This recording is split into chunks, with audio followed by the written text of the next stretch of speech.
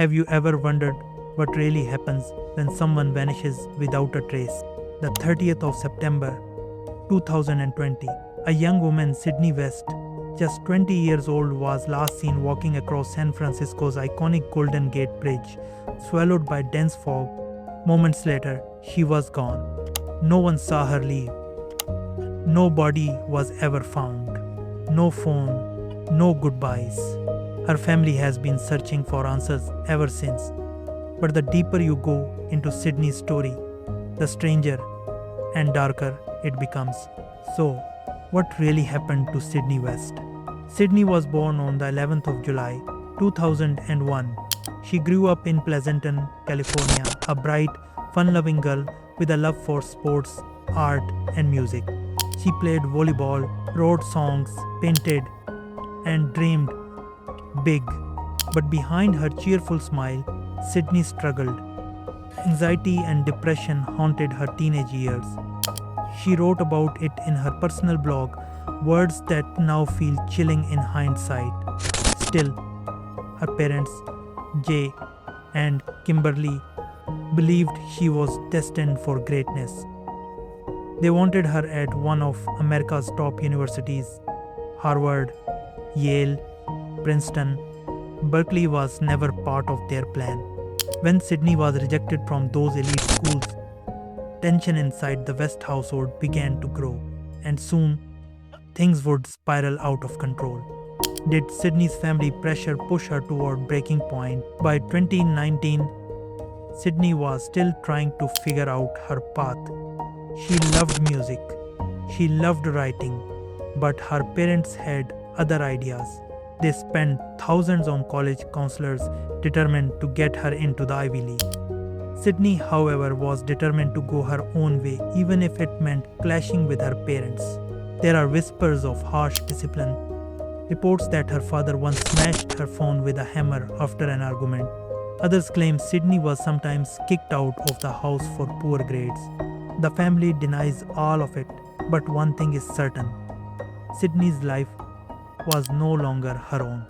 And then came the accident. Did a head injury change everything? The 4th of July 2020. Sydney dives into a lake during a family trip, but the jump goes wrong. She suffers a serious concussion, headaches, trouble concentrating, no screen time allowed. But just weeks later, she begins her first semester at UC Berkeley alone, locked down during a global pandemic. She struggles. Classes are online. She can't keep up. She can't focus. Her dreams of thriving at college begin to collapse. By late August, she takes a leave of absence. Instead of returning to North Carolina, she stays in California, bouncing between her uncle's house, friends, and hotels. And then she checks into a Hilton hotel in San Francisco. The very next day, the 29th of September, Sydney talks to her father, Jay, for nearly 2 hours. She tells him she feels like she's disappointed herself and her family.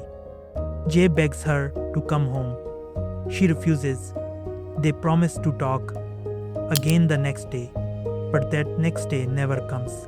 At 6:30 a.m., Sydney orders an Uber destination, Crissy Field, right beneath the Golden Gate Bridge. She chats politely with the doorman. She's friendly with the driver. Nothing seems unusual. But what Sydney does next is chilling. She hides her backpack in the bushes. Inside, her laptop, notebooks, colored pencils, clothes. Nothing missing. Nothing. Security cameras capture her walking onto the Golden Gate Bridge.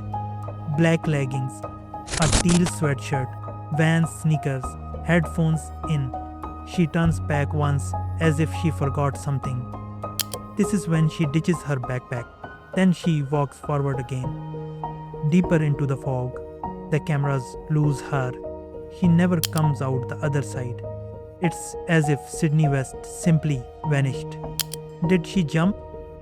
Or did something else happen on that bridge? Police believe the most likely explanation is tragic, that Sydney took her own life. But her parents don't accept it. They insist she wasn't suicidal. They say she was hopeful about the future. They believe she was either kidnapped or ran away. Whispers emerge online that Sydney had private Instagram accounts, a secret Reddit, even a prepaid phone hidden from her parents. Was she living a life they didn't fully know about? Some claim she had attempted suicide just days before, stopped only by a Golden Gate security officer and hospitalized for 72 hours. Her family says that's not the full story. So, which version of Sydney's life is true? The Golden Gate Bridge is one of the most notorious places in the world for suicide. Since 1937, more than 1,800 lives have ended there. But experts say not everyone who comes here intends to jump. Some come seeking peace, some seeking answers.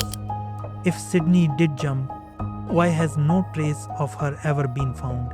If she didn't, how did she leave a bridge surrounded by cameras, guards, and constant traffic? Her family hired private investigator Scott Tudyk. Was Sydney a victim of her own mind? A victim of pressure she could no longer bear? Or did something far more sinister happen? That foggy September morning, her story ends on the Golden Gate Bridge, but the truth remains hidden in the mist. What do you think happened to Sydney West?